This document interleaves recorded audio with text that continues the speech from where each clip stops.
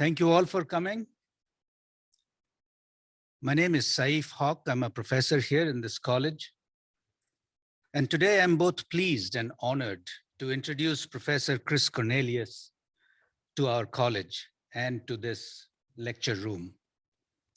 If I'm not mistaken, he's the first in-person lecturer at Texas Tech University College of Architecture since the pandemic began more than 2 years ago. So that's cause for added happiness, I guess. The considerable achievements and ideas of our guest speaker vis-a-vis some of the contemporary discussions regarding the role and responsibility of architecture promises an exceptional afternoon for all attendees. Professor Cornelius has 3 very important identities. He is a citizen of the Oneida Nation of Wisconsin. He is the founding principal of Studio Indigenous, and he is the chair of the Department of Architecture at the University of New Mexico. Architect, educator, and researcher, Professor Cornelius holds a Master of Architecture degree from the University of Virginia and a Bachelor of Science in Architectural Studies from the University of Wisconsin, Milwaukee. And in spring 2021, he was Louis I. Kahn visiting assistant professor at Yale University. Professor Cornelius is a recipient of numerous awards and honors, including the inaugural Miller Prize from Exhibit Columbus, 2018 Architects Newspaper Best of Design Award, and Artist Residency from the National Museum of the American Indian. He was also the cultural consultant and design collaborator with Anton Predock for the Community School of Milwaukee, with which won the AIA Design Excellence Award from the Committee on Architecture for Education. As we may expect, his work has been exhibited widely, including the 2018 Venice Architecture Biennale. His lecture today is titled, Design is Ceremony. Before I invite him to the stage, I would like to bring to your attention a quote from our guest, one that perhaps operationalizes his approach to understanding indigenous values. That is through the act of drawing. And I quote from his Domiciles series.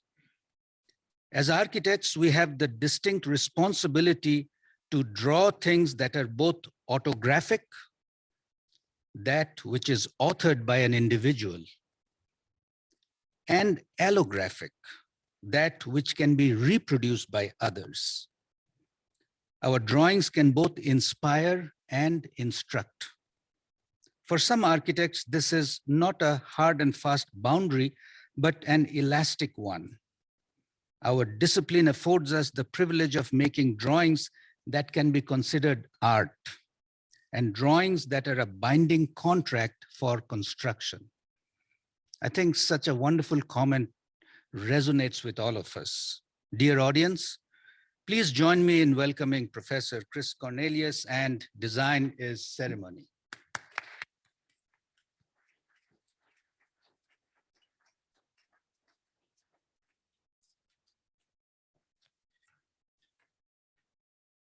Thank you. Make sure I turn my. Is that good? Kuf Nuela Du, Chris Nyongets, Aquahoni Wagi Toloda, Okale, Oneta Aga Nuagadon Choda. So I said in Oneida that I extend my greetings, love, and thankfulness to all of you. I'm Chris Cornelius of the Wolf Clan, and people of the Standing Stone is the earth that I come from. Today I'm going to talk about my work through basically 3 themes. And I'll talk about indigeneity and how I start to think about that as a thing that informs the work. So we all know this image from architecture school, right? The duck in the decorated shed. So when I was in graduate school at the University of Virginia, when I started to really think about how architecture was being made for Indigenous people, and what kind of architecture was being made for them at that time, I basically thought of this image, because the buildings that were being created, and kind of still are, fall into basically two categories. One is the zoomorph, where the building actually looks like an animal. In this case, this is the elementary school. It's on my reservation. It's a turtle. The turtle is important to our culture, but this is literally a turtle, right? So the gym is in the head, there's tile eyes on the outside of it, the kindergarten is in the tail. But once you're inside the building, you don't get the importance of why the turtle is significant to our culture. The other type of building is what I call a pictograph, which is a standard building, but it has Indigenous iconography applied to it.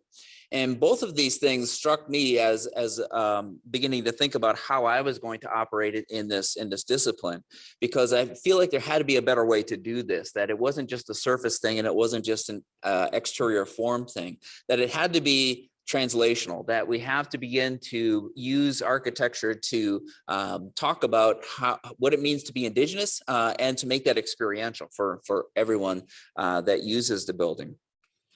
Another thing that I want to convey in the way that I kind of see the world and how I see architecture within it.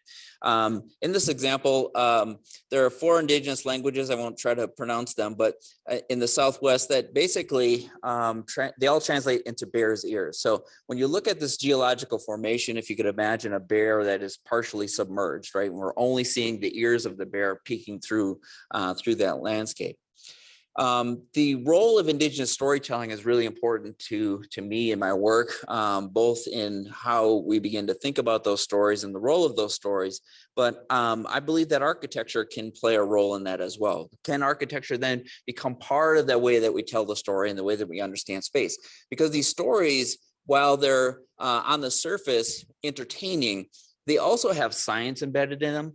They have geology embedded in them. They have history. They have traditions. There are a lot of things that are embedded in these stories. And so this is one of the things that I began to think about in my role as a designer. So the first theme I'll talk about is design as ceremony. And when we begin to think about design as a ceremony, as opposed to a task that we're trying to complete, we begin to think about the responsibilities that we have, right? So for me, it's about thinking about those responsibilities that I have as a designer, putting a physical thing into the landscape. How do I begin to think about the rituals that are comprised of that ceremony, drawing being one of those, to begin to think about that larger idea of thinking about not being a task that we're trying to complete, but as a larger thing. So the Indian Community School of Milwaukee, I was asked to be a collaborating designer and consultant to Antoine Predock. The school hired him through an invited competition, and they wanted an Indigenous designer on their team. They specifically didn't want someone that was doing the turtle buildings and other sorts of things. So they found me through one of the jurors that was on the competition. The school is a K-4 through 8 private school, southwest of Milwaukee. They purchased 200 acres of land. The school it's about 160,000 square feet. There are around 300 students, and students only have to prove Native ancestry to attend the school. And it sits in this landscape as a way, and one of the things that was just really extraordinary for me was working with Antoine during this process. He doesn't really collaborate with people a lot, so I felt like it was a significant thing to me, but this is what started my practice. I was 3 years out of graduate school, to be honest, and I was teaching part-time at UVA. I was working in an office in Charlottesville, and I did all of those things for a year, the first year of the practice. But working with him, he began to see the building, and he talked about the building as an animal. We didn't call it a building. He wouldn't let us call it a building. It was a project, right? Or it was this animal. We called it the animal. And so how it inhabited the site was just like that. So what I found was that in that experience, I was able to begin to think about what are these larger Indigenous issues and how do they relate to big scale sort of buildings. One of the things we did was we stripped all the programmatic institutional names from the program. So for instance, we've never ever called the place that they eat the cafeteria. It's called Feast. We don't call it the lobby, it's community. It's not the theater, it's drum. This is migration, the student entrance, because we see that as a daily ritual. Students coming in, students leaving the building. These tree columns were harvested from the Menominee Nation in Wisconsin. There are 11 tribes in Wisconsin. The school is intended to represent all 11 of those tribes. They have students not only from Wisconsin heritage, but all over North America, really. These are white pines. Many of them are over 300 years old. So they hold stories. The trees themselves hold stories of pre-European contact. The trees are there to begin to tell us what those stories actually are. And they were brought down in a ceremony. They gave their lives to the school, and we saw them as a gift. When you look at a satellite photo of Wisconsin, you can see the Menominee Nation. It's this patch right here. Looks like a glitch or Photoshop almost. It's because they have always sustainably harvested their forest. And they occupied and are indigenous to most of the state of Wisconsin. So you could imagine how most of that state would have looked. And so they generously donated the trees to the school.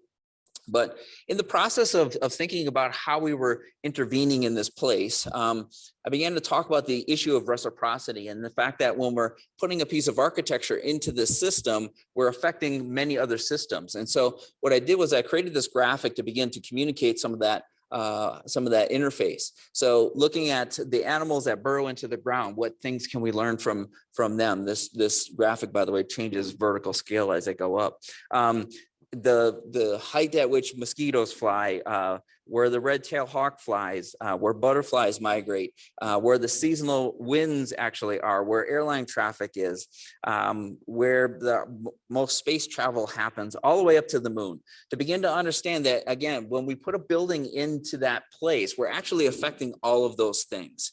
And I think it's important that, at least it was important to me, that I began to represent these things graphically, that the ideas were being communicated to the community, to the school, to the client, and to the rest of the design team through these graphics. One of the important indigenous concepts that I'd like to talk about is the idea of relationality. And this is a thing that really guides a lot of the way that we think about the world. And that is to say that we talk as if we are literally related to all living things, right? This is why we call the earth our mother, the stones are our grandfathers, the moon is our grandmother, to use these familial terms because we're related to them. I think that we should think of buildings as if we were related to them, because we begin to think about the responsibilities that we have in putting them into the world. The other thing that I began to think about was the issues of, not only how the beginnings of architecture is represented, but how do we begin to dismantle those things. But the role of nature in architecture, I think for a long time, it's been a sort of oppositional thing, right? So there's buildings and then there's nature. And that comes from a larger thinking about what nature actually is, right? And so I oppose that with what nature is to indigenous people, the role of nature in architecture. On the right, it's commodity, right? It's a raw material. It's a thing for us to possess, to use in service of it, right? So we see the architect pointing at nature. This is what I've done with nature. I've built this thing. On the left, it's a relationship. We're in a relationship. So when I'm talking about all living things, I'm talking about my relatives, right? I use those terms that I am related to these things. And again, we see stones as living. They're just living at a much deeper and longer timeline than we know. So the relationship of nature is on the right, nature is mine, and on the left, nature is me. I'm actually a part of this, right? I'm not outside of that, intervening in that system. I'm actually a part of that to begin to think about that role in nature. In our culture, we often talk about the plants as our oldest relatives because they've seen a lot of things, right? They're producing seeds, they're producing food, they're producing medicine. They've seen drought, they've seen good growing seasons, bad growing seasons. They're there to teach us lessons about the world and about how we coexist in it. I think buildings are our youngest relatives, right? They're like babies that we have. They breathe, they sweat, they produce waste. If we don't take care of them and begin to think about them, how we put them into the world, they can do damage. So I think if we thought of architecture as if we were related to it, we would begin to think about those responsibilities quite differently. I did a series of models in between after the Indian Community School was open and some other work, but I was really interested in like not creating metaphors, like not using architecture to be a metaphor for indigeneity. What I was more interested in was this idea that I would be intentionally vague about whether it was a person that made this thing, was it an animal, was it something else? At the same time, I was interested in using different materials in the models that I was making and then begin to think about these different structures. So I was really interested in like how I patina copper. This is copper mesh and it's bronze and brass that are soldered together. And I decided I was going to use these found boxes because they're like the site, right? Like when we get a site, we can't really change it. It has a history. It has all of these contingencies that we have to work with. I also decided that I wasn't going to use people as the scale figures, that I was going to only use animals. And we don't know whether this animal is looking at this thing as if it had just found it or it's proud that it had just finished it. I was intentionally asking a series of questions that I didn't know the answer to. Because what I'm trying to do is to begin to not think about architecture as if I have to think of what the answer is, and then from there on, I have to represent that idea. How could I begin to ask these sort of fundamental questions about whether the thing was a dwelling? Which form should it take? What program should it have? Because when I begin to think about those things, when I do get a site program and a budget and a client, it's much easier to deal with if I have begun to ask these other questions. I was also interested in like casting these landscapes in plaster to making them as very thin so they don't really have a location, right? It's just about a sort of ground plane. Some of them started with drawings, some of them didn't. Some of them are like three-dimensional sketches, but I was beginning to examine questions about like, how do I, what if the cladding of the thing was like feathers? Or what if I actually started to play with the moire pattern that happens between the copper mesh when I begin to put it together? And so this series of models then really created a larger way of thinking about architecture for me. In a way, when I began to think about them, and I exhibited them shortly after I made them, I thought of them as architectural fiction, like science fiction, right? Like science fiction has enough science in it to be quasi-plausible, but it also has the fiction part of it that is there to be entertaining. So I'm thinking about architecture that is plausible enough to be architecture that we recognize it as a thing, but then how do we begin to use it as a way of telling stories? In 2018, I received an artist residency from a children's literature garden called Bookworm Gardens in Sheboygan, Wisconsin. And in the proposal I wrote, I wanted to really examine the role of the trickster in Indigenous storytelling. Oftentimes it's an animal, but not always. Sometimes it's an entity, it's some sort of phenomena. It's could be a person, it could be a shapeshifter, to be honest. So it could be all of the above. And so I began to think about the role of the trickster in architecture, that this thing would subvert form and program. It's like meaningless to the thing. I wanted to make a thing that when children came to this garden and heard all of these other stories, that they would begin to tell stories about it. And they did. And while I made this thing from trees that were harvested on the site, that they began to think about the role of the trickster. Now, the trickster is not unique to Indigenous culture as a thing, but it's in all kinds of world cultures. But the idea that the trickster is there to teach us about our own humanity, right? It's there, it does things, and then there are consequences to those things. like greed and vanity, that were intended to learn from these stories, that we learn the consequences from these stories. Like I said, it's made from trees that were harvested on site. And then I use the exact same material that I used in these models. This copper mesh is exactly the same at full scale. It's the same exact spec of material. It's actually a similar process to coloring and patinaing the copper mesh. So it's loosely based on this model. So I was less interested in like the model being a scalar precursor to the full scale thing. It's loosely based on this one in the sense that the ways that the trees come together and that the mesh covers it. But the other thing that I began to think about when I was making these models is, what if architecture had regalia, like indigenous cultures have regalia?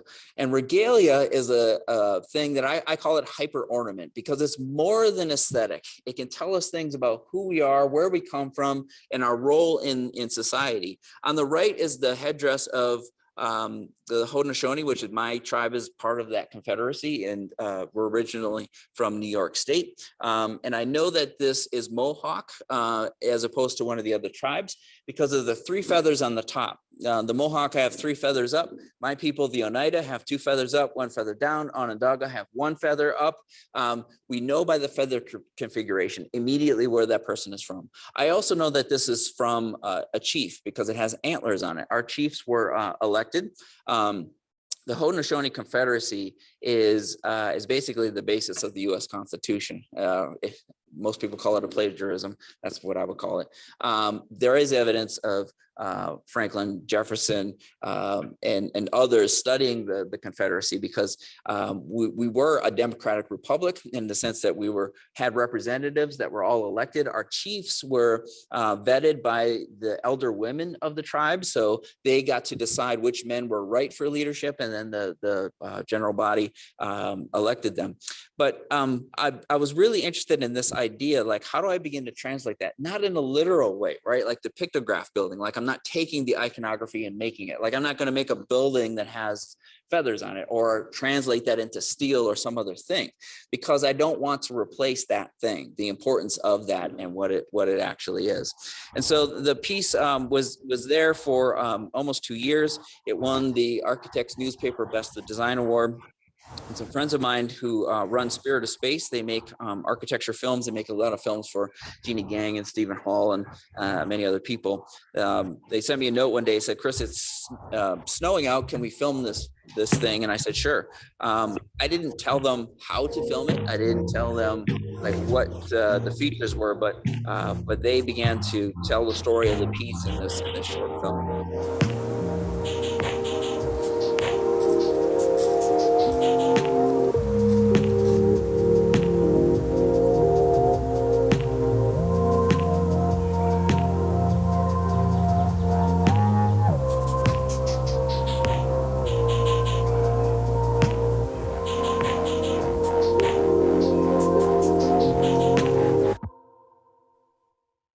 I like how they filmed it in this. It's just a 1-minute thing. It's like a trailer for a thing that's about to come. So I love how they did that. The other thing that I love about what they did, and again, they didn't know a whole lot about the project. They filmed it as if it was a thing that if you got too close to it, you might scare it away, right? You had to begin to think about it as a thing in that way. They showed me things about the piece that I hadn't thought of. I didn't think about the regalia when I put part of it on and it looks like the pine needles. I didn't think about that at all, to be honest. And so they started to begin to show me that. I built a second Trickster. I won an artist fellowship in the Milwaukee area called the Mary L. Knoll Fellowship. I was one of 2 artists that were given the established artist role, and then there's 3 emerging artists. And then we have a group exhibition at the Haggerty Museum at Marquette University. So I got to build the second one. On the second one, because it's inside a gallery, I got to play with the regalia a little bit more. I used fur on it. I used antlers. I did use the same copper mesh. It's not exactly the same, but I used the same methodology of making this thing. So for me, what I didn't do in the first one, I didn't do in other projects yet to this point, was how do I begin to translate the things that were what I was doing in the model? So originally I'd put this wire at the top of this because I didn't like how I could see the mesh soldered to the verticals, right? So I started just to wrap wire around it. I started to kink it and wrap it around. How would I begin to translate that into the full scale thing? So I found this steel wire that I could do the same thing. The thing has antlers on it. We don't know if those antlers are earned or they're found, or the trickster's trying to tell us something about what their accomplishments were. But all of that is part of how I began to think about this. When I'm making the thing, to be honest, I feel like it starts to speak to me in different ways. These trees they're probably close to 35 to 40 feet long, huge gallery space. So there was 3 big ones. I used basically an indigenous technique of making teepees to raise these things. So you loosely tie together all 3. And then if you take 2 of them, you can walk them up, and then you basically make the tripod and you can move that around. When I started to do that, these things started to move. They started to take off. They had their own thing. It was like I was dancing with them, but we didn't know who was leading yet. And then I add these other branches in to basically to triangulate the structure to make it rigid and solid, and then to accommodate the copper mesh. But when I was making this thing, I felt like I was making a shirt for a giant bear. I was just kind of wrapped around the thing, so my body's engaged with it.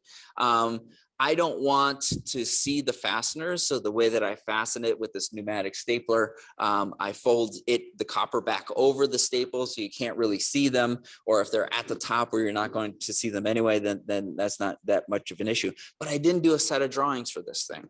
Right, I'm intentionally not doing that. I didn't make a model. I tend to make museum curators nervous because they're like, what are you going to make, Chris? And I basically say, well, I'm going to do this thing. And so they were good about it, but I built this thing over 4 days or so within that museum context. The gallery space had a second floor where you could actually see the top. So this was an opportunity to allow the trickster to communicate the fact that you're on Indigenous land, that this institution of higher learning is on Indigenous land. So the trickster has become a character for me to speak through to allow the other messages that need to be told about its role in the landscape and its role in society, at least Indigenous society, how it can begin to communicate in that way. So before all of these, I'd won the Miller Prize. I was one of 10 designers invited to compete on 5 sites. This is the first iteration of the Miller Prize in Exhibit Columbus in Columbus, Indiana. So we were assigned the site, and we were basically teamed up with our competition. So it was basically a head-to-head competition on the sites. I was assigned the First Christian Church by Saarinen and Saarinen. So Eliel Saarinen was hired to design this church. The story goes that Mr. Miller, who the prize is named after, he was the CEO of Cummins Diesel, which is headquartered in Columbus, Indiana. He started the architecture program. There was an architect that had this sort of neoclassical Gothic thing designed. He got sick. He couldn't complete the commission. And Mr. Miller said, well, one of my classmates, his dad is the most famous architect in Europe. So his classmate was Eero Saarinen, whose dad was Eliel Saarinen. And they hired him to design this piece. So there was a partnership at the beginning. And also the Eames designed some of the furniture inside the church. This is the first modernist church in the US. In 1942, they had to get special permission to use the steel to complete the project. But what I wanted to do with this opportunity was to begin to talk about the people that were indigenous to that landscape, and that is the Miami people. Like many Great Lakes cultures, they built wigwams in this way. So these are domed structures that saplings are put into the ground, and then they're curved over, and then they're covered with bark or cattail reeds that are in this sort of mat structure. On the right is their traditional art of ribbon cutting. And so what I wanted to also communicate was the idea that when you see indigenous art, it's often a reflection of nature. And it's not intended to be interpreted as one thing, right? It's not a one-to-one one, like this stands for this, or this is a metaphor or an analog for that. But to begin to think about the thing, like it's like the feathers of an eagle, right? Like, or it could be the scales of a fish. But those things perform in different ways. Like the tail feathers perform differently than the head feathers, even though they're the same material. So it's clad in this expanded steel paneling system that I call it its feathers. There's 3 types of feather in size. They go from biggest in the back to smallest in the front. It's made out of steel rebar. I wanted to make it out of this kind of ubiquitous sort of material. And it's in on the site in this sort of canopy of trees. There's a small canopy in this corner. And that's where the piece actually sits. We didn't hit or move any trees in the construction of this thing, but we basically put it in this way. And I wanted it to lean forward, and it leans towards the solar equinox, which would have happened during the time of the exhibition, August of 2017. It was supposed to end in November of 17. The exhibition ended, but the piece was actually there for almost 2 years. For me, it was like an animal. It slept at night. It didn't have lighting. Again, it didn't have a specific program, but you see at the top that I did put regalia on it. I wanted to create a place or a kind of forum for this thing to have a conversation with the Saarinen Tower, a conversation that I don't know what language they're speaking. I don't know what it is, but if I don't make the opportunity for that to happen, it won't happen. Right. So the thing over time, because it was just bare steel, it rusted. It had a whole life, and it went through several winters. And I was very happy to have the piece there. The second theme that I want to talk about is the idea that drawing is medicine. In Indigenous culture, we often talk about things like beading is medicine. So it's in that act of the thing that makes you better, makes the world better, makes you feel better, not just like physically, but mentally and spiritually. So for me, my sketchbook, I don't erase anything in my sketchbook. I draw things. I don't wait for an idea to come to me before I start drawing.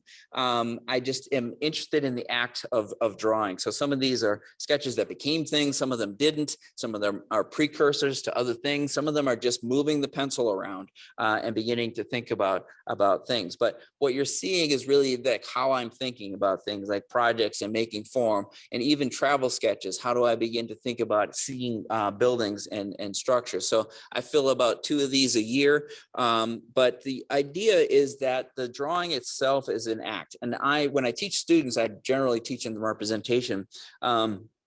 I think there are areas of our brain that cognitively that we need to tap into. And those areas are ones that are instinctual, the ones that are subjective. And how do we begin to do that through drawing? So drawing is a language that we can begin to speak through where we don't have to have everything resolved, right? We might not have a vocabulary or syntax, but it's a way of speaking about things. So I created a series of drawings called the Moon Domiciles, and they're based on my tribe's moon calendar. They're not located on the moon, but they're about the moon calendar. So again, I was interested in not making metaphors for these moons. So each structure is not a metaphor for the moon. The moons have names, and those names are associated with things that are happening in the environment. They might be about rituals that we do at certain times of year, like gathering maple syrup or planting or harvesting or resting. And so I started to, and I made these out of sequence. To be honest, I don't really have a sort of methodology for which one gets made when, but to begin to think about it. So the little numbers you see in the drawing are the sequence that I did them in. Again, I'm not erasing things in these drawings. So for me, there's actually a kind of ritual in making these. I make them all in this elevation. They're all the same proportion. They're all displaced from the ground the same amount. They all have these tops. They all have these antennae that may communicate with one another. One of the last things I do in the ritual is to draw these lines around the outside of it. And each one of these drawings, I should say, I don't think I have an image of it, but each one of these drawings basically has an underdrawing, a drawing that is there, that is light, that I'm figuring things out. I think that we draw how we think, not to be redundant, but we draw how we think in the sense that ideas when they first come to us are not fully formulated. They're big, they're nebulous, so we might draw lightly. As we get more and more resolved with the idea or the direction of the thing, that's when we might darken things in or make them thick or color them in some way. So I'm beginning to think about those things. I tend to use techniques of just finding things, like the top of that is printed on a mailing label that I stuck into the drawing. So there is a fair amount of computation in these things too, because when I first started them, I started to make accompanying rhino models of the thing, mostly to get the shadows of the elevations correct when I watercolored them. In this one, you'll see each one of them too. I think about the structure of the bottom differently. So this case, I was thinking about it as deer's legs. Like we don't know if this thing ran here and has been here a while, or every time I turn my back on it, it's moving. What if I could begin to examine that? But it did change how I was digitally rendering the thing. So after I started to use these rhino models, and I teach rendering techniques in my representation courses as well. So what I'm trying to do here is to get us out of this like eye level human being scale figure camera lens thing, right? Like we don't always need to see buildings in that way. Like we don't need to see a series of perspectives as if you flew a drone and it just like indiscriminately took pictures, but to begin to think about what are the inhabitants and how did this thing get how did it get this view, right? Like who's behind the camera? In this case, I was thinking about a wolf. What if a wolf approached this thing? And so in this structure, instead of it being columns, it's like structural hair, like a porcupine. It's organic, but it's structural. And so what if the wolf can see things in the sky that I can't? We know that birds can see magnetism, right? We know that birds see things in the sky that we can't see, but what if the wolf started to see those things? How did I represent those things? Again, it's not only about like getting the material and light right, it's about like proposing worlds where we begin to think about the larger aspects of these things. This one is a series of twigs what if it was a bundle of twigs? This one is a thunder moon. So what if the thunder happened in the middle of the night while I was sleeping? I would need an apparatus at the top to hear that. And that hearing that is like how a deer has to hear its predators. So those are the kinds of things. It's not the other way around, right? Like I'm not trying to make the thing a metaphor, a symbol of the deer, but to begin to think of it quite differently. And again, to think about different ways of rendering these things. Sometimes there are materials, sometimes there aren't. In this case, there aren't, and thinking about the trajectories of lines and things in the sky that the camera may or may not be seeing. The last thing I want to talk about, the last theme is decolonization. And so when I say decolonization, I want to be clear about how I define it and how it should be defined, I think. It in of itself is really about the dispossession of land in North America from indigenous people. And so for true decolonization to happen, land has to be given back to the people that were indigenous to it, right? And that can be done either like literally through ownership. It could be done through stewardship. It can be done in a number of ways. There are multiple ways of doing that. But I think the act of decolonization is a project. It's an active thing that we have agency in, that we need to be doing things about. And so how we begin to think about it is to think about it as there's also, I think, intellectual colonization, right? We've accepted the ways that architecture has been taught for 150 years, basically. And what are the ways that we can use it and augment it to begin to think about other things? So one of the projects I want to share with you in this sort of realm is called Otichea, or crane in the Menominee language. So Lawrence University is a private university in Wisconsin. They approached me to make this permanent piece as basically a physical land acknowledgement. And they are acknowledging the fact that the campus is on Menominee land, and that they wanted me to design this piece. One of the things that distinguish the Menominee, usually can distinguish one tribe from another, is the way that they're when they create art, and could be beading, could be weaving, could be other sorts of things. the ways that nature is represented might be a little bit different. So for the Menominee, it's in this sort of geometric abstract way. It differs from how my people generally do it. It's mostly from ours. It's mostly like a sort of like sinuous curve. It's more curvy. It's less abstract in that way. The Menominee Nation, as I showed you on the map, in the location of Lawrence University, is basically this 75-degree angle from where they are. But this is the land base of the Menominee. This comes from native-land.ca. So if you want to know whose land you're on, whose indigenous land you're on, you can type in the title and it will show you. And what you'll find is that there aren't clear boundaries there. There's a lot of overlap in these things. So for some context, Milwaukee is down here, Green Bay is there. So it was a very large portion of the state. This is the piece. So playing off of that geometric sort of abstract nature of the thing, they allowed me to select the site, and I selected the site in their sort of main quad next to the library. The library is that building off to the side. Made it out of weathering steel. I'm interested in the idea that these things have lives, right? That they show patina, they show time, and they begin to do that. And the custom perforation here is inspired by the patterns in the Menominee piece. So this is the piece we finished it in August and dedicated it on Indigenous Peoples Day in 2021. I will say that most of the projects that I do, I think almost every project at some point reveals itself to me in an interesting way. One of the things I hadn't anticipated was that the perforation, when you're inside the thing, it basically projects onto you so that the pattern is actually on you. I did want the thing to be experiential in the sense that students can get into it. It's not just a statue or a neutral thing in that regard, that the thing is something that you can get into. I think that architectural installations are different than art installations in that way, that they should be experiential, right? They should have a material agenda. They should have a tectonic agenda and a spatial agenda. That's how I begin to think about them. So I'll talk about what I think is the vocabulary of colonialism, which is borrowed from Linda Smith's book, Decolonizing Methodologies, where she's talking about how research is conducted in Indigenous communities. And she breaks it down into these three basic terms. The first is the line, right? The survey, map, or territory, right? So the United States, 13 original colonies, Louisiana Purchase. This is a way of beginning to take and colonize territories. And then that land was surveyed. Most of the US states were surveyed before they became states.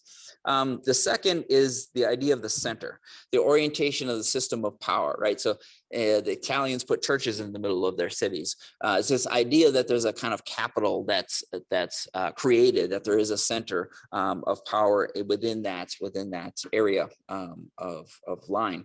And then this idea of the outside, right? That the territory and people are in oppositional relation to each other, right? We're inside, you're outside, build a wall, keep them out. Like all of that sort of language is part of that.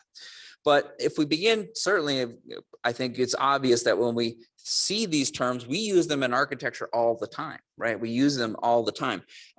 Sometimes we don't realize how we're using them and how we're doing these things.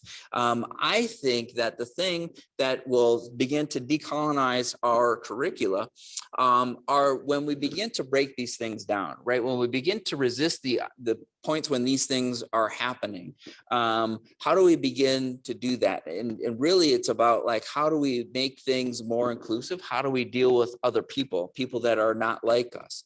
I think the thing that colonization is fueled by, thrives within, and will be completely perpetuated by is a lack of empathy. It is a one thing that will continue this system, right? It'll keep it systemic. It will keep us thinking in this way.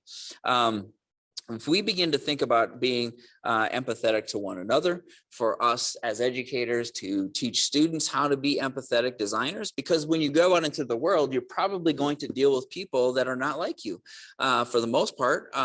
And you'll be dealing with non-architects. You'll be dealing with, if you want to stay thriving, you have clients, and those clients aren't usually not architects.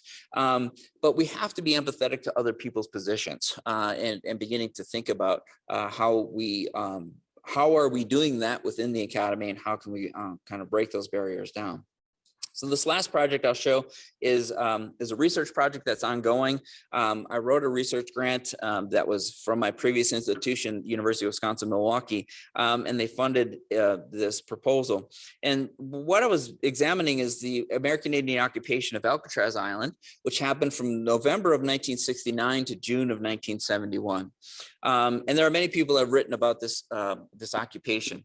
But what I was most interested in was the fact that they occupied the island. Basically, they occupied the island based on a treaty. And the treaty was the Treaty of Fort Laramie between the Lakota people and the US government. In that treaty, the US government said, any land that we deem a surplus, you can have it. And so Alcatraz Island was in the federal surplus land. It was decommissioned as a prison, wasn't yet a national park is what it was, what it is now. There was one person that was working for the Department of the Interior that lived on the island. And so the group of students from the University of San Francisco, indigenous students, took it. And they negotiated in good faith with President Nixon and Governor Reagan. But when they were negotiating, they didn't want it for like political or economic gain. What they wanted to do was to build a Native university, Native cultural center, Native ecological center. And I just thought it was amazing that they wanted architecture. What they really wanted was architecture. They wanted the land because it had been an indigenous land, but they wanted to make architecture. So in this proposal, I wrote that I suppose that they got what they wanted, and I'm going to design the Native University on the island. One of the things that's really important on the island, if you've been there, some of it is still there, is the graffiti. And when we begin to think about social movements and activism, rhetoric is really important. Like what things are called and how people rally around things is really important. So, hashtag Me Too, Black Lives Matter, they all rely on these kinds of things. And so what they did was they erased all the references to the United States or federal. Right, they made it United Indian. There's some other signs that were federal property, keep outs. They said Indian land, everyone welcome. Some of this graffiti is actually still there. But it's a very complex thing. When I began to think about it and examine it, how was I going to be able to intervene in this project or begin to think about this project in a much larger scale? Why were they so angry that they did this at that time? What does it mean to educate indigenous people now? What would the institutions of education actually look like? How do I begin to do that? So it changed the way that I was drawing and doing research. So I produced a series of drawings that are thematic. This one is called Territories. I am interpreting the idea of territory in as many ways as I can on this thing. So first thing I did was I drew all the edges of every building that was on the island off the page. I began to think about trajectories of sun, of wind, of the boat traffic, airline traffic that happens on this. When I was there doing my research in 2013, the America's Cup, the sailing boat race was there. And so I mapped that out. I found the diagram of the race and I put that into this thing. I'm drawing these on Mylar. I'm drawing on the front. I'm drawing on the back. I'm using colored leads. I'm using graphite. I'm printing things and sticking them to this thing. This is how, at least I was trained as an architect in the 90s. Everything was hand-drawn on Mylar. I love it as a medium. And for me to begin to think about this complex thing that is layered, that's the medium I decided to make this in. So you're looking at about three different layers of Mylar. I don't draw these or compose them as a thing other than putting the island in the middle. I draw on each of the layers separately. And some of the under layers are about different types of trajectories. One is this idea of the trajectories genocide, right? The idea that people were marched from the southeast, this you can imagine this is where Florida and these are the Carolinas. People were literally walked from there to Oklahoma, creating the Great Indian Territory. Some stopped along the way. Many people died in that process. And then over that, or at least under that, in some way I should say, are how my people, the Oneida, came from New York State, went through the Great Lakes, and went to Wisconsin in the 1820s. And there's also the Four Corners there. Why the Four Corners is important. Long before it was 4 states, where there were 4 mountains there that the indigenous people could see and were aligned with. And so thinking about those cosmological trajectories in this drawing.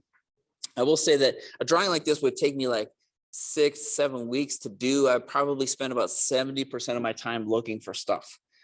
Looking for the stuff I'm going to index or trace and put into the drawing and how I'm representing it. This one is called Territories. Because it's a national park, I went to the National Park Archives. They got all kinds of maps and drawings, like geological drawings, landscape plans over time. I found out a number of things about the island. One, there's a tunnel that goes through the middle of this stone area up there. The island was used as a fort during the Civil War. The North was worried that the South might get a navy and come into San Francisco Harbor and get all the gold that everyone was finding in California. So it was an armament. There's actually fortification that's underneath the soil here. It's like subterranean, and they found it with a sort of radar thing about 10 years ago. But what I'm doing with this idea of territories is how can I begin to interpret how territories are claimed and thought of in different ways. One of those is through the graffiti. One of them is through petroglyphs and other things. I began to look at land secession. I decided to just select these 2 states. One was South Dakota and one was Wisconsin. I chose the South Dakota. This was actually before the Dakota Access Pipeline issue. So I need to update this map. But I was interested in the fact that this was, the federal government and Lakota decided that this was the territory that they would inhabit. You can see it goes across state lines. It doesn't have anything to do with the state lines. Then the government shrunk that down to a smaller piece, and then they shrunk it to another piece and then another piece. And then they finally got to the federal reservation boundaries, which are the yellow pieces there. So I did this with like a gray film and layered the film so that you could begin to see that. I used Wisconsin because it was my people. And when we moved in 1822, we purchased this much land of the state, bought it with the Menominee people. Then the federal government came in 1831 and they said, you can't have that, you can have this. So we purchased that land. So then we were existing on land we bought twice. And in 1838, the federal reservation boundary was established, and then we purchased all of that land. We were existing on land now that we paid for 3 times. And then the Dawes Allotment Act, which happened in the late 1800s, allotted all the land to all of the tribal members, but didn't tell them that they had to pay tax on it. So it was repossessed and then sold to non-Indigenous people. At some point, I don't know what the percentage is, it's somewhere between 2 and 10% of the land we only own. We don't own all of the land within that reservation boundary. We have an entire incorporated city inside our reservation boundary. Part of the eastern edge of the boundary actually goes over Green Bay proper. So it's in the city of Green Bay. There's an airport in it. There's all kinds of issues that are embedded in there. However, we are sovereign in that boundary. We do have sovereignty within that boundary. We have, when it comes to water rights, we have treatment as a state from the APA of all the water that comes into the reservation boundary. We don't pay sales tax if you are a tribal member within that boundary. There's a lot of issues of sovereignty that I think are also related to architecture, but this idea that the territories and understanding how land was reduced and it happened very quickly. You can see within a matter of 10 to 15 years, the land base was shrunk. And so that's an under part of this drawing. I began to think about the pueblos, Acoma Pueblo. We're not talking about these things, places as the first cities in the US, right? These are cities. These are the first multi-story buildings. They're the first systems of infrastructure within our boundaries. So we should be talking about them in our history courses, but we should be studying them in our building tech courses. We should be using that. And those are things certainly that are unique to our landscape. We should be talking about Chaco Canyon in our building construction courses when we're talking about masonry, because it's masonry that rivals what the Romans were doing, and there's just no way that we could have known how they couldn't have communicated with one another. Also, that I forget what the number is, but I think it's close to 1 million square feet of building, right? Where was that happening until there were skyscrapers in Chicago? It wasn't happening anywhere but here. They figured out how to make round masonry buildings, right? We should be talking about all of these issues, not just in the historical ways to build context, but in what are the architectural lessons. So like the stories, there is technology embedded in these things. There is geology and science embedded in these issues.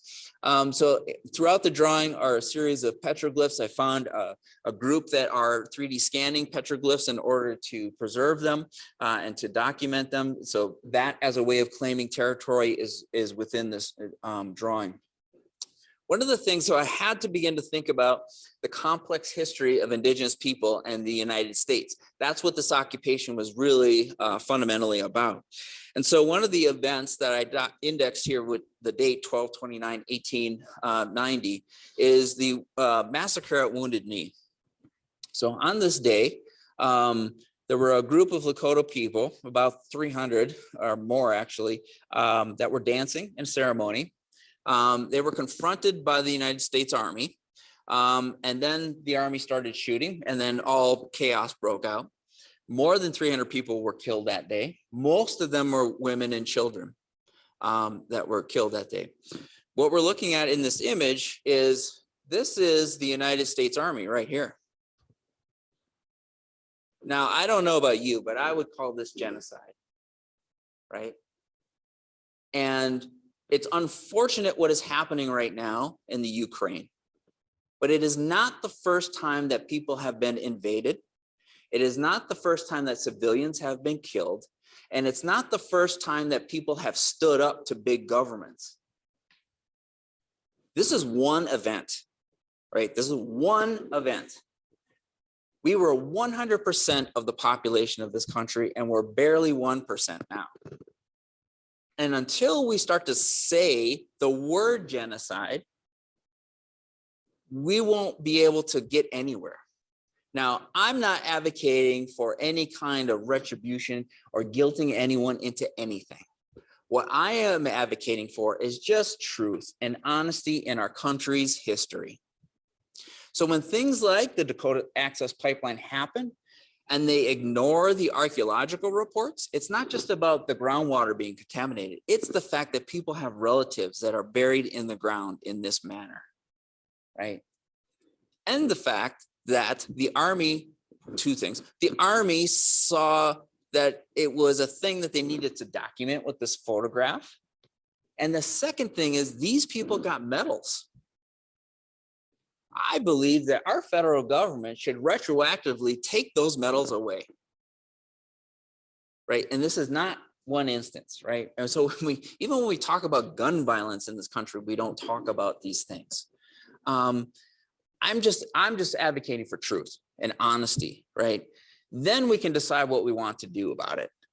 I'm not advocating for not, being angry about this. I'm personally angry about it. But the point here is that this particular event is grounded by these events. So the quote unquote hostility of occupying this island, which they were trying to take through treaties. And if you think about this, right, the federal government saw us as sovereign nations and made over 300 treaties with us and kept none of them. Didn't honor the entire provisions within them at all. And all of that was just to get the land and to get rights. So how do I deal with that as an architect, right? So for me, it's an issue of representation. I decided to use the text because the image is just too powerful for me to be able to put into the drawing. So I only use it as a thing that I begin to talk about the aspects of this. But I'm constantly thinking about how I'm drawing these things. So what you're actually looking at is a way that I'm thinking. Some of these are just like making forms and how those forms might just, how do I loft them with my pencil? How do I begin to think about other things that are like the regalia, or tracing historical things, or showing that Chaco Canyon can fit on the end of this southern end of this island. So this is where I've proposed to put this university. The project is in a stage where I've done a series of form studies, but I'm particularly interested in using the project to begin to talk about all of the things that I think Indigenous architecture is, because to me, it's not a type, a style, a genre, or a thing like that. It is a way of thinking, right? It's a way of thinking about architecture.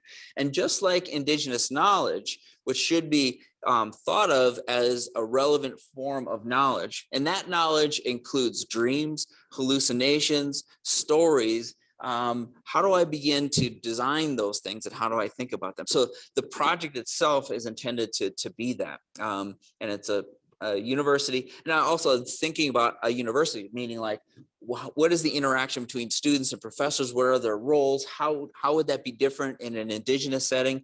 How would our ancestors see us being educated now? And I'm of this mindset that our ancestors would be happy that I came to this place, I spoke my language to you, right? Now in the 21st century, right? The same way that I try to reconcile the fact that I went to a university that was started by a slave owner. I don't even know what to do with that because it changed my life. But did Thomas Jefferson know that in the year 2000, some Indigenous dude was going to graduate from there? No, right? He saw us as the wildlife. He saw us as like the thing that was in the way.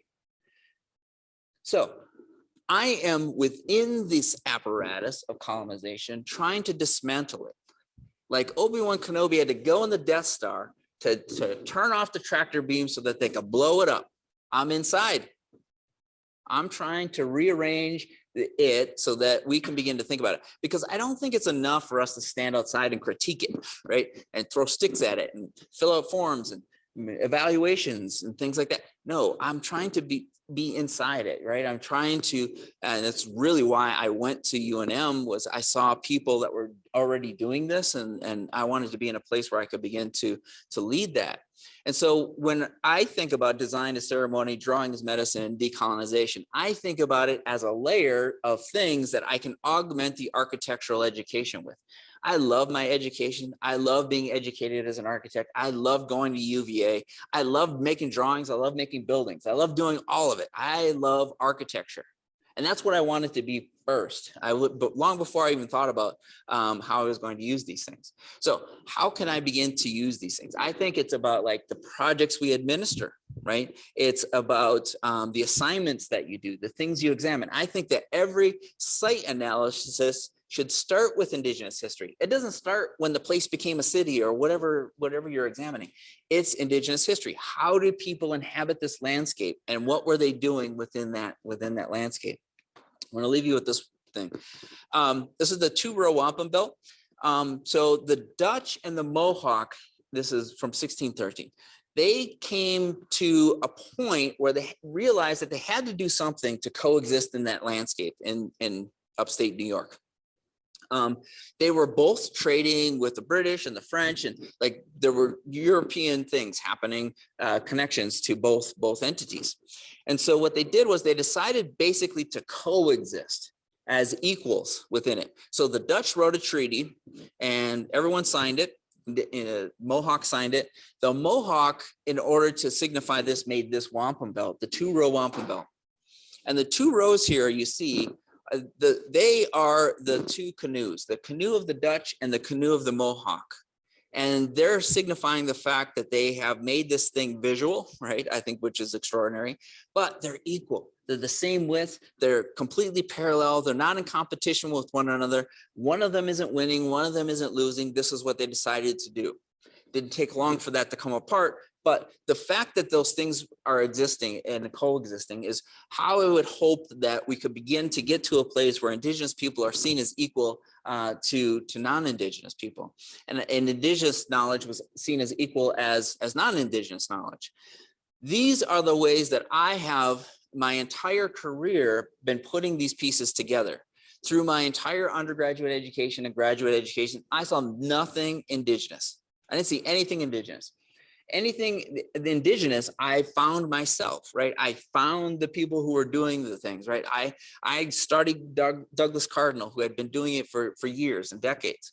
For me to reconcile my architectural education with my Indigenous knowledge, I think of it as the two-row belt. I see it as the two canoes, and I'm straddling both of those canoes. However, when the waters get rough, I have to pick a canoe to get into, right? I have to either get into the non-Indigenous canoe or the Indigenous canoe. I have to pick one. So am I an administrator today? Am I Indigenous today, right? Like, this is how I have to reconcile these things. It's possible for us to do this. It's possible for us to begin to think about it. I believe all of us, our K through 12 education has failed us in not giving us this history. Right. And so my goal is to embed this into architectural education. You should know Indigenous history, and you should know the policies that led us to this sort of relationship of humans and land and ownership in land, and how we begin to think about how do we do these things. So that's how I think about how I use my work in education as well. Yabako, thank you.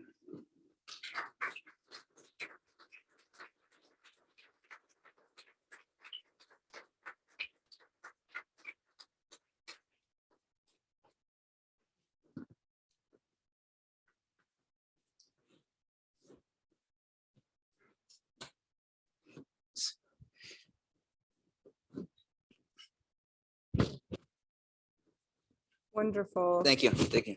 Thank you. Thank you, Chris, so much. What a tour through your world, your visualization, and also you bridging that with all of us today. Feel like I have a lot of questions, Sure. and at the same time, I feel like you answered them Okay. as you were lecturing or sharing. Telling us stories is probably a better word for it. So maybe for those that are still in Zoom space, and for audience, we'll be getting to questions soon. But there are a couple of things that I would like to return back to. So you provided some really beautiful ways in starting to see architecture differently, right? Like just different perspectives, animalistic, different orientations. And that really also discusses this point about navigating between an architectural tradition and then the narratives that you bring forward. And I'm wondering if you can, like, in thinking about how science in many ways is coming back around to supporting some of the Indigenous ideas, ways in which you already see the world. Can you speak a little bit more about that tension of attempting to reimagine or understand the limitations of orthographic drawing or limitations of perspective, or the fact, you know, the human scale with the animal? If you could expand a little bit on that. I think we've been sold those things as if they're absolute truths, and they're the most valuable things. Meaning, like, if this plan's not correct and something's wrong with the world, or show me that in the section. I think we need to do those things. However, they're not the only things we can do, right? And we should understand the point of view that is being asserted in each one of those issues. And drawings, even, like the orthographic world, like Robin Evans talks about it as having the most truth, right? Like, or I think he uses that phrase. It's most reliable, right? It's most reliable to the designed object. Perspective is less reliable, and then like our perception is least reliable. I think I want to edit out the idea of reliability. If you know the diagram of the arrested image where the designed object is in the middle, and this is a sort of trifecta thing, the way that he describes it is as if those lines are one way, and I see them as being reciprocal. And I see them as being connected to each other, right? Part of it is, all of it is part of telling the story. And if we thought of it that way, and even like, for instance, student pins up a project. Let's say they decided to change something in their model that they didn't go back and change it in their section. And I encourage my students to not go back and change it. Just tell your reviewers what's most recent and what did you want to do, so that we can talk about that as opposed to the penalization for not having something complete, right? So all of it is in that, like, this is a truth and this is a fact and this is how we go forward. Now, it does matter when we issue a set of drawings and we stamp that set of drawings, and then the contractor is supposed to build a building that delivers that set of drawings. Like, all of that still should stay the same. But when we're formulating architecture, which is all we're doing in school, basically, right, is we're expanding the possibilities of what architecture can be. And so I advocate for, like, when you draw a section, I have a student who drew a section, and it was a 4-unit housing project. One of the units was only occupied by fox. And so there was baby foxes, there was a mother and a father, fox den, they had a fireplace, like all of this was it was so thorough. But no one on the review said, why foxes? Because she had told us a story about this collage that she made where she switched the fox hunt painting, she switched the people and the foxes. And just that basic premise then was like, okay, this is what it is. Because I feel like that is Indigenous knowledge. My students didn't know it. Critics on the review didn't know it, but it is. Meaning, multiple things can be true if we allow us to let our minds go that way, right? Will she ever have a client that's a fox? It's highly unlikely. It's highly unlikely. However, she might have a client that has idiosyncrasies. And how do we translate those idiosyncrasies into a dwelling? That's where the lesson actually is. So I think it's about, like, these things, stop seeing them as truths, but like as tools. Because I'm not saying let's throw that stuff out. Let's examine it. So even when I teach representation, I talk about those things. Like, I'm allowing students to do that. But I'm also like, this line weight has to be here. This has to be there. Like, I talk about the paper space confusion in a section, because you don't know if the paper is a surface or it's air, and you have to tell us somehow, figure out how to tell us that story. I just feel like it's time for us to, like, stop, like, making everything go through the same pipe. But let's use all the tools, and let's use the tools that we have to expand the pipe. And it's really beautiful how you're referring to school as being a place of being able to expand those understandings, expand the study, or consider other developments, where we have to understand also who we communicate to in our profession. But there is a kind of sacred space of school that can be a place to build up a much more complex, rich relationship with our environment, which is something that you speak about today. You brought to this room. Speaking of speaking, language was another really big theme in your lecture. And from everything where you started off talking about community and community substituting lobby, feast substituting cafeteria, that how we speak about our world really starts to shape that you access the mind through the mouth and the ear. And I'm wondering if you can, as now a chair of an architecture pedagogy that is built up about a kind of hand-eye coordination, if you can talk about the role of language and all of that, because that was something that you carried throughout in a really powerful way. Yeah. So there are multiple languages that we have to speak and understand. It's interesting that I hadn't thought about it this way, but I have been talking about my move from one institution. I'd been at an institution for 17 years and now I'm at a completely new one. It's like learning a new language. Like policies and procedures are different. Even like what faculty vote on is different than what was there before. So I'm learning a new language in that way. I also then had to decide what is it I want to teach at this new institution.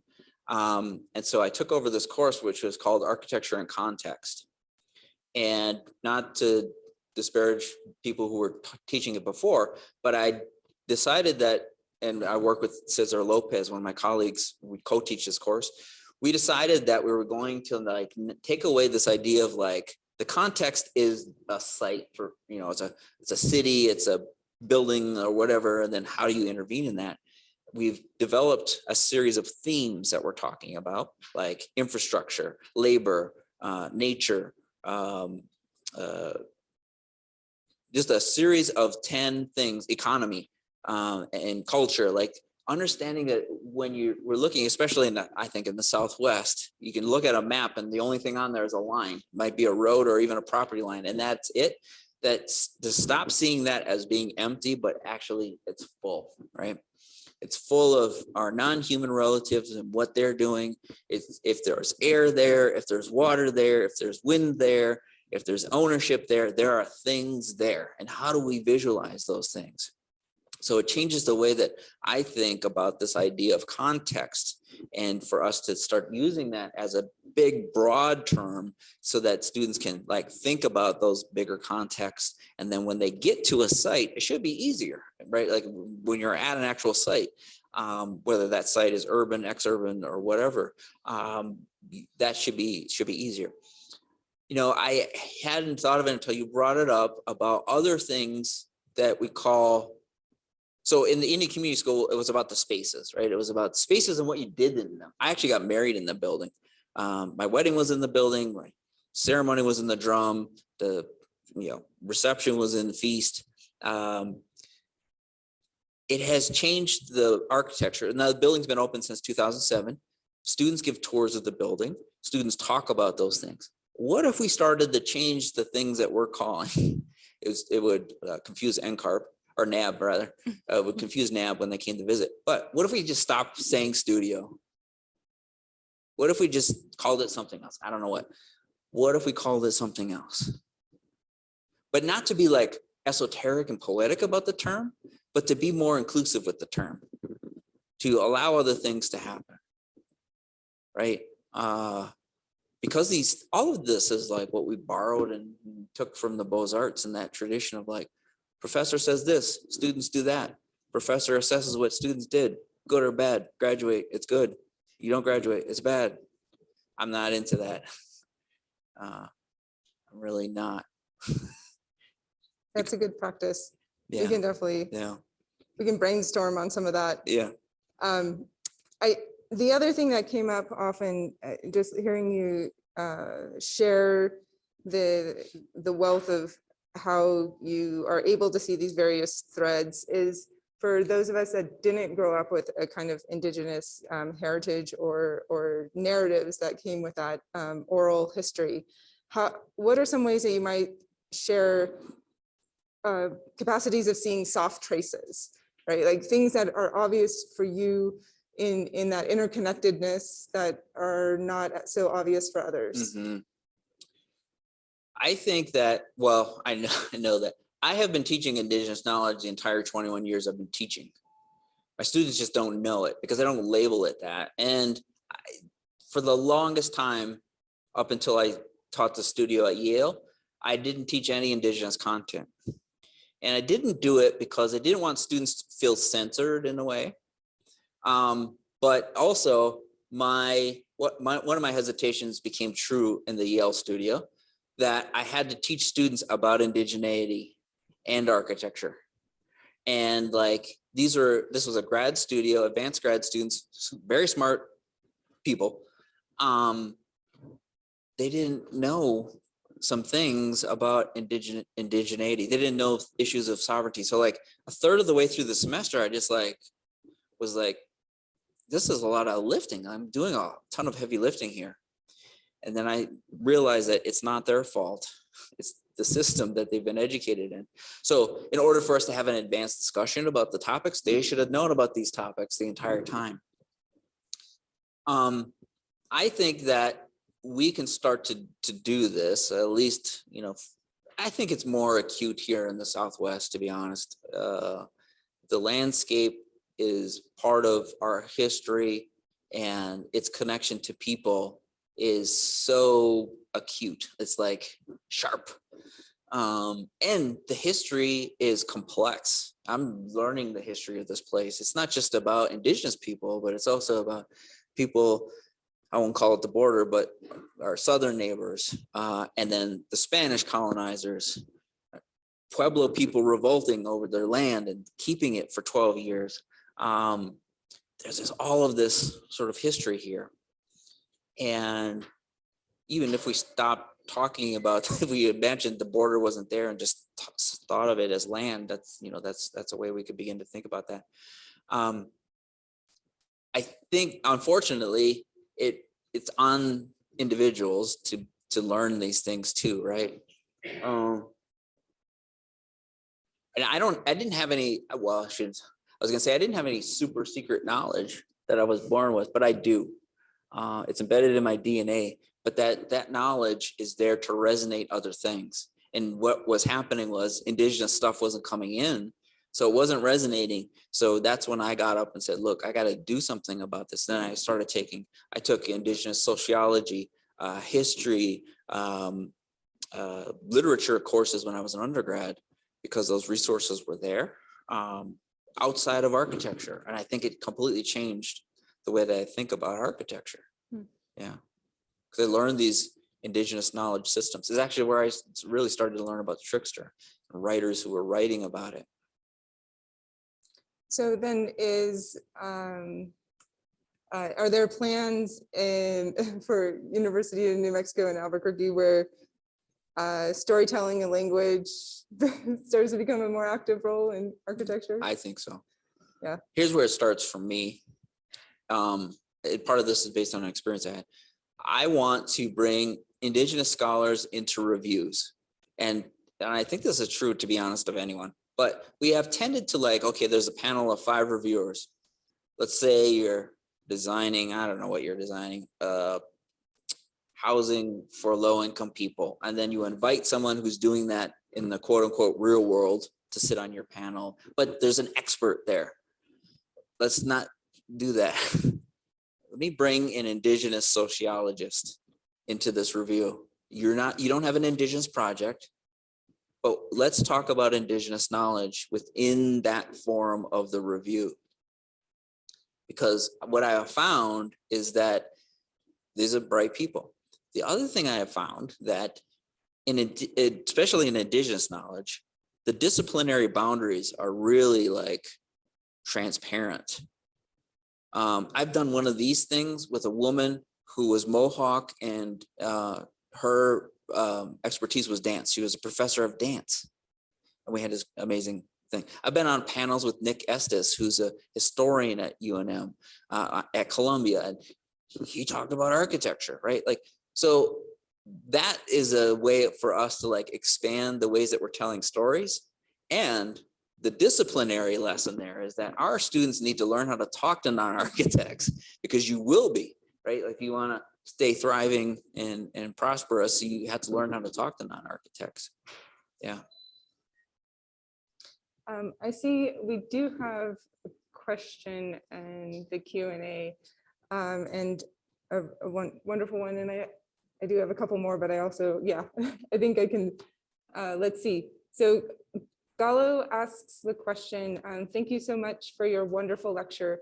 Can you talk a little bit more about your position on architecture as science fiction in the anthology of Indigenous science fiction, Walking the Clouds?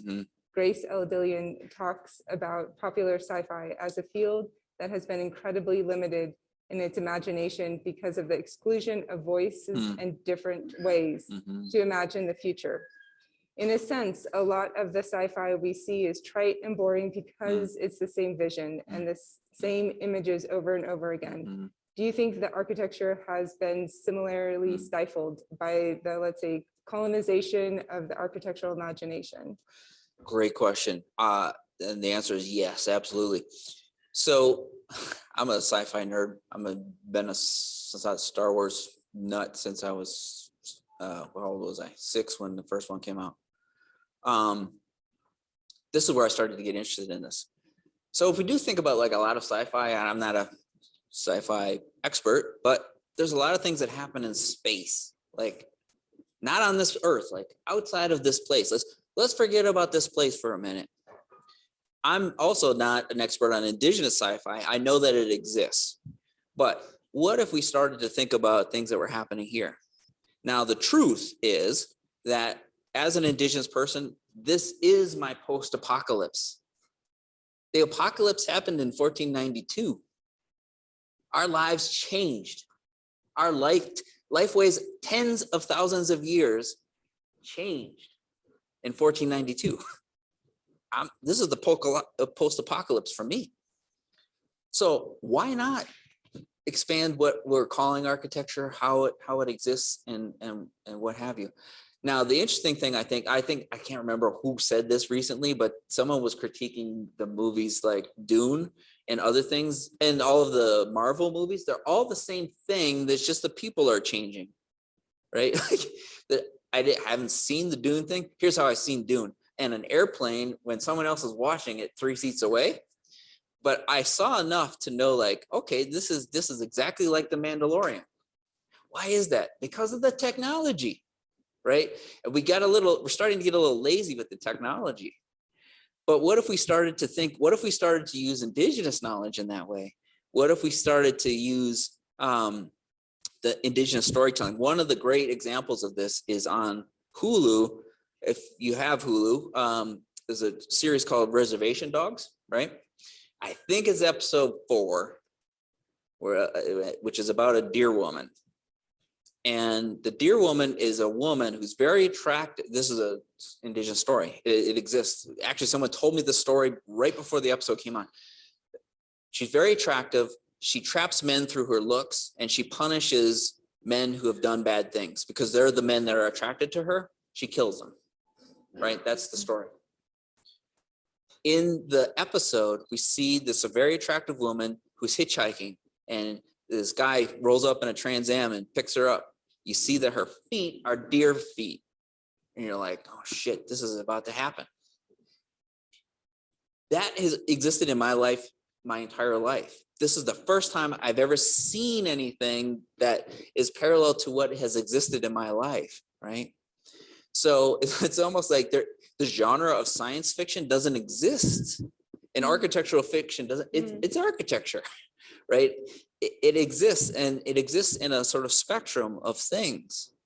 And we can define it as if we're contractually obligated to through scope or whatever you want to call it, like it's this project or that project. But we can begin to think about the ways that we think. I would love to see the indigenous version of the Mandalorian in that technology. This is how geeky I am, but I watched the whole documentary of like how they make the thing and the technology they invented to make it. They're using gaming technology because they're using not a green screen, but it's a big LED room. And when the camera moves, if the actor walks, the scenery adjusts to it. One of my Yale students used a gaming engine to show us the point of view of the wolf, the deer, and the muskrat, and how those things interact in their environments. And then he turned it into a data cloud, which to me is the same sort. It's another mythology.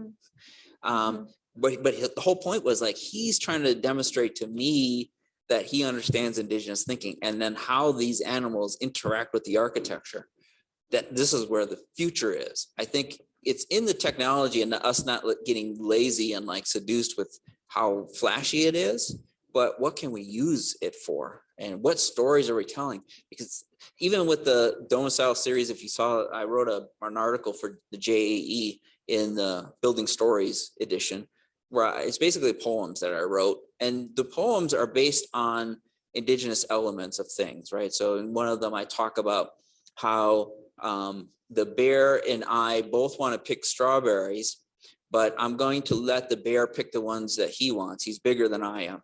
And then my house has, the entrance of my house is like a cloud so that the bear doesn't know whether I'm coming in or leaving. Like all of that is about, like, in my culture, we find wild strawberries, we make tea out of them, we use them as medicine, we eat them, we have celebrations with them. But I'm just telling the story a little bit differently. That's how I think my ancestors would be happy with what I'm doing, because I'm trying to get indigenous knowledge into these systems. That comes through in the work that you show, the kind of layered intricacy of even how you explained the forgive me, the crown, the headpiece with the feathers, and that each component serves a much longer lineage of describing these relationships. I think this is also where it's enriching to have you share that point of view, because it's something, like you're saying, it's not inherently told in the stories. There's a reliance on a kind of westernized thought and dependency. So the ambiguity or the variation between sci-fi and what is not sci-fi is very fluid in that case. Quite wonderful. Do we have a question in the audience? In the studios? Is this a studio now? It's a type of studio.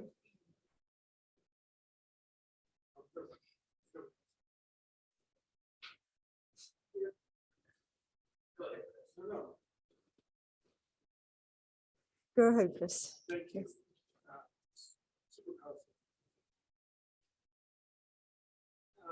guess it's less of a question. The language, the getting in the headspace. I can't help but think about what mentioned to tell stories. She would always begin a story, but this story is from a long time ago. And before I even heard it, though, I thought, what's the silliness that she's doing? And then I came to really love and respect that.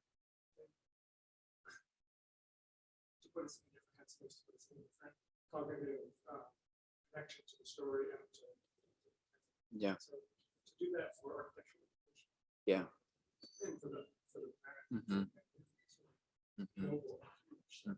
So that's a question of what. Sure. So I'm not fluent in my language. I asked someone who is to teach me how to introduce myself in my language. So that's what I'm doing. But I'm doing the same thing, meaning I'm preparing you, and I'm mostly preparing me for what I'm about to deliver. And when she says, beginning at a time when the animals could talk, that is absolute truth, right? Like, let's accept that as truth. Let's not judge it. Let's not dismiss it. But that was a truth.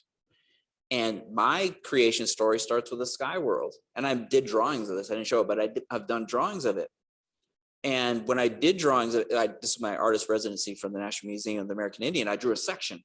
And then I was like, okay, the story itself are specifications for construction of the world. So I'm going to draw this in construction documents. I'm going to draw a section. Start drawing, like, how thick is that world that's above our world? In the story, the great ruler of the sky world, he gets angry at his wife and he uproots a white pine, which creates this aperture into this world. And he throws his wife down the hole. There's a whole preamble to why he did that. But the story also tells us that only water and animals existed in this world. Now, scientists will tell you the same thing, right? But the point was, then I researched the white pine. How big is its root structure? That's how thick I need to make this thing, because it was taken out of the ground and made a hole. It can't be any deep. It can't be any thicker. It can't be any thinner, because that had to exist as a thing. These are the areas that I think, should be talking about it.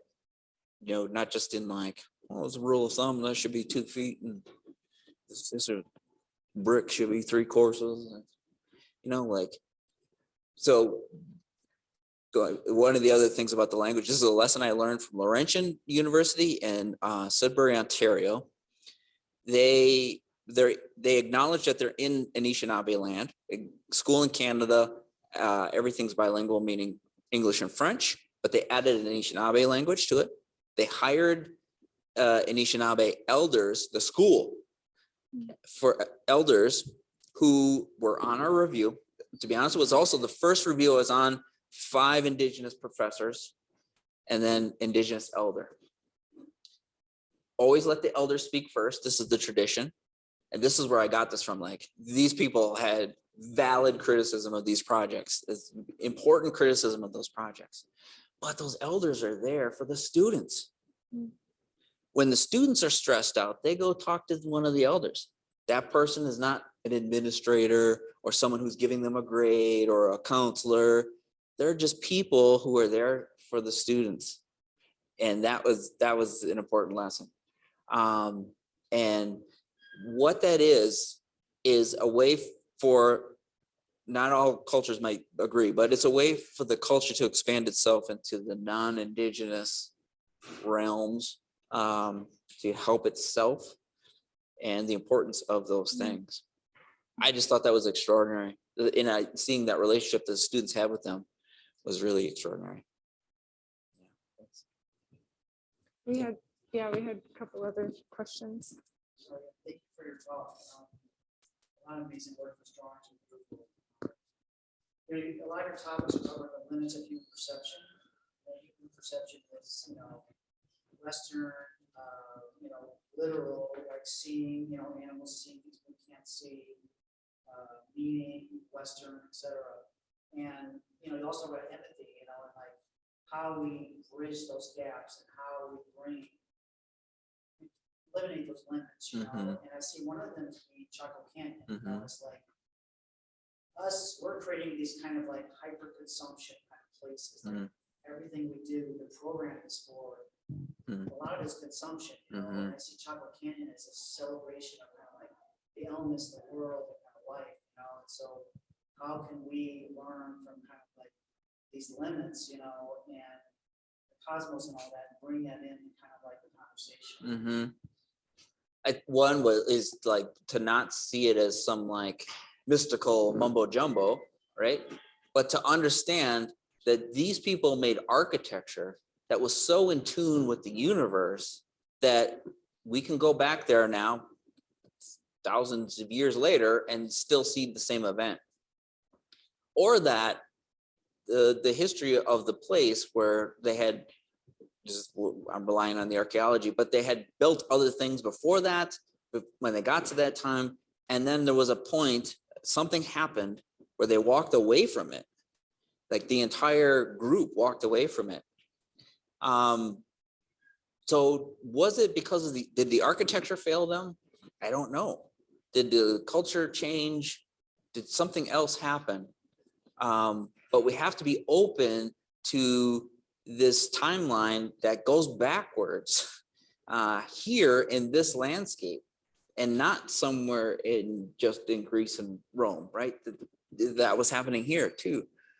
That's what we have to engage actively, because it's not going to happen any other way, right? Again, the K-12 system fails us in that regard.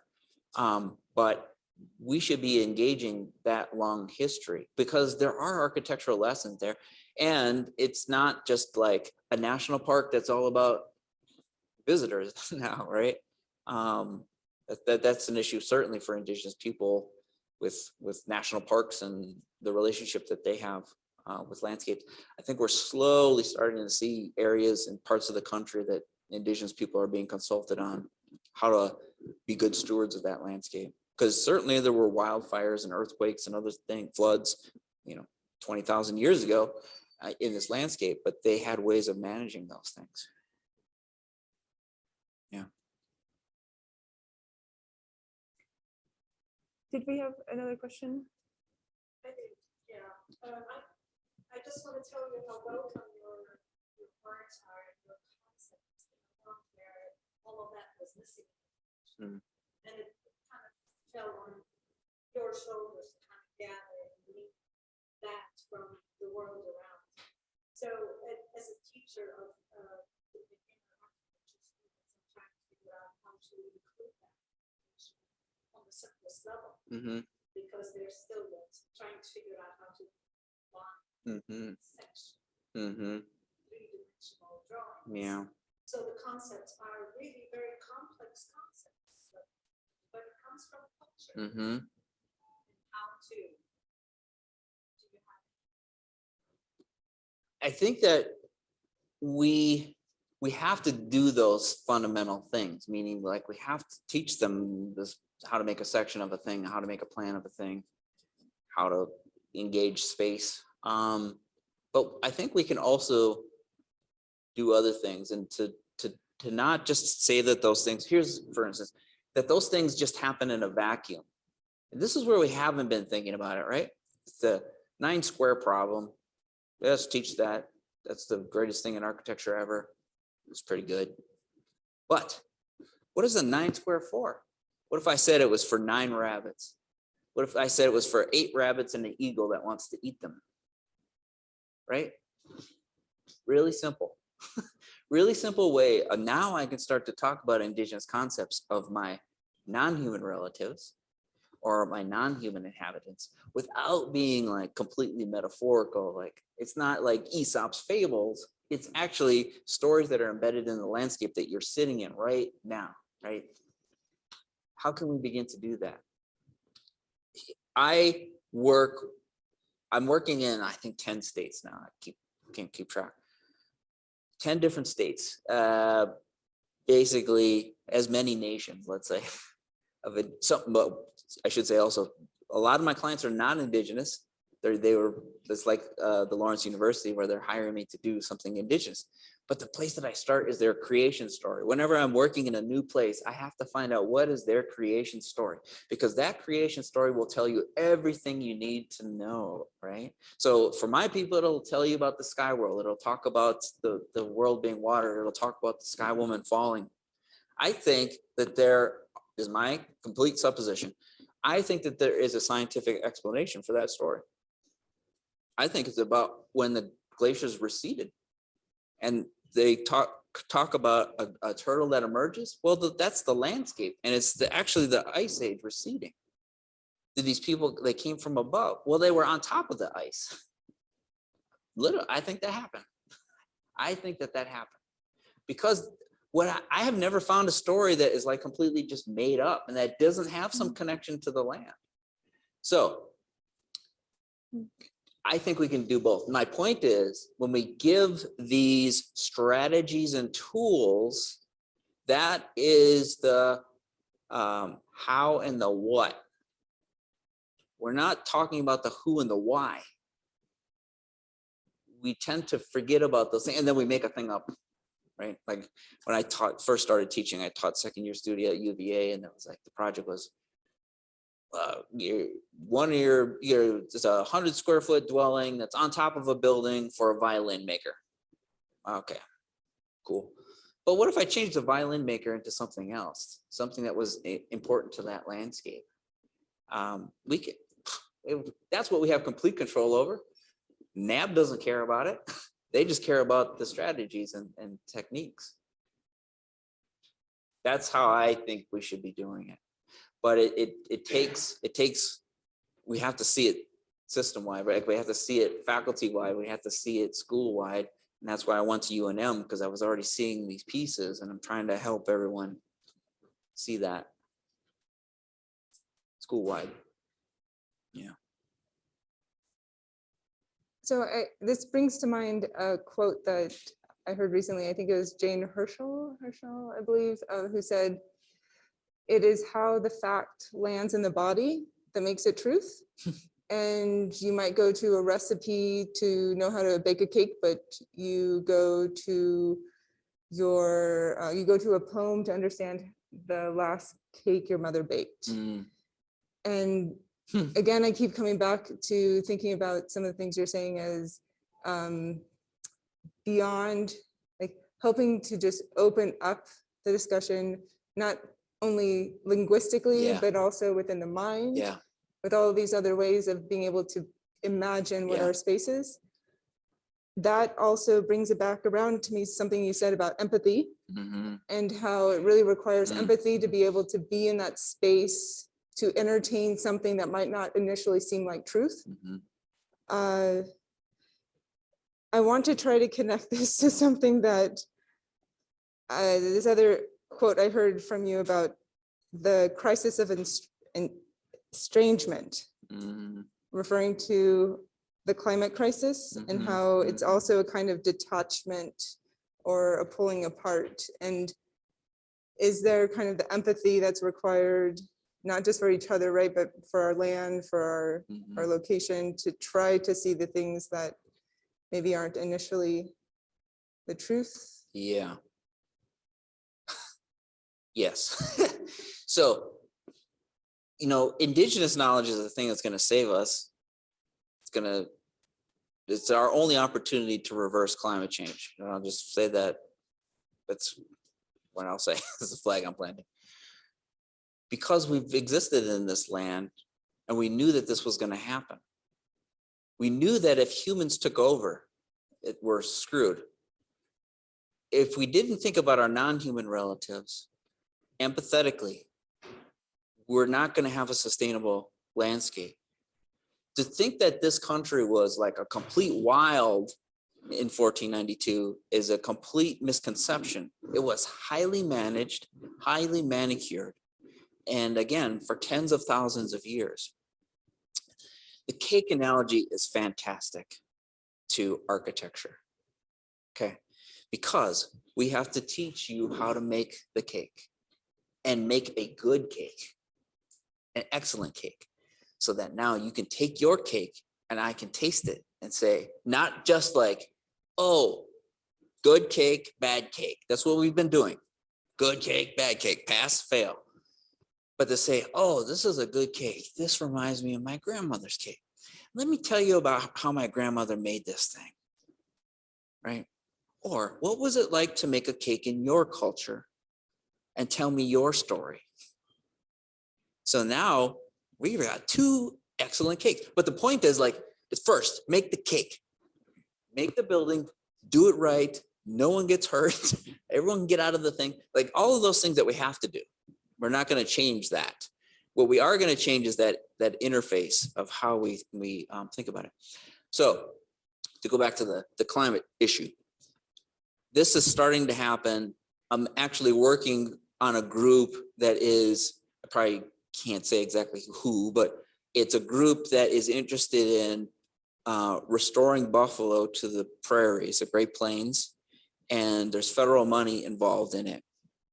And what they've realized is that what I'm trying to help them do, non-architect, you know, ecological experts, trying to help them think about it. But that buffalo had a ton of other things that went into that. One of the things I just found out, because I asked, what are the other sort of collateral values of the buffalo? One is, and I was like, well, tell me about the birds and insects that are in that area. He said, well, there's a certain species of bird that needs the buffalo hide to make its nest, because that nest creates the exact incubation temperature for the eggs. Technology, indigenous knowledge. Now I can, like, I'm trying to help them. This is why this is important. It's not just about buffalo and the sustenance and the sovereignty. It's about, like, how do we restore this whole thing? So if it's a national park, if it's a place that's susceptible to wildfires, let's talk to indigenous people to figure out how do we manage that landscape, and stop trying to find like the technological tools. And I feel like if we keep sustainability as a course, it will just easily kind of be dismissed by our students. It won't be synthetic to all of them. It's similar to like theory, right? Students see theory as being different than what they're doing in studio. Like, no, it's all one thing. So let's apply similar things to all of those things so that we think about them in that way. But it's about the importance of like that empathy and reciprocity that will help, not reverse, but will help mitigate some of the like really substantial effects we're seeing in climate change. Thank you. I think, oh, wait, okay, I was just getting the eyes. But just to be conscious of time Yeah. and everyone's, commitment to being here. Thank you so much. Maybe this can be a new kind of studio space.